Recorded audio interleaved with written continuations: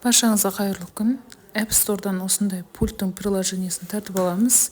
LG үшін және Samsung үшін осы екі пультті тартып алсақ жеткілікті. Міне, мынау бізде Samsung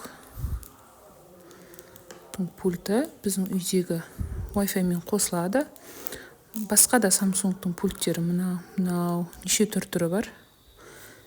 Сіздің үйіңіздің пульті қандай? Тура соны таңдап қосылып алсаңыздар болады. Бұл тек Wi-Fi мен жұмыс істейді. Wi-Fi-да, телевизорда, телефонда бір Wi-Fi-ға қосылған болу керек. Міне мына жерде бізде LG пульті, біздің үйдегі пульт тура осындай. Астында пульттың суретін, домалақ пульттың суретін басып, өз үйлеріңіздің пульттерін таңдай аласыздар.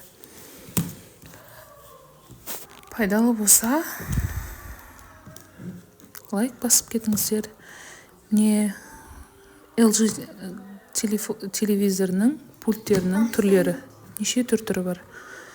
Үй жағдайында пульттеріңіз істемей қалса, табылмай қалса, осыны қолданып пайдалансаңыздар болады. Бірақ ол үшін телевизор қосық болып тұру керек.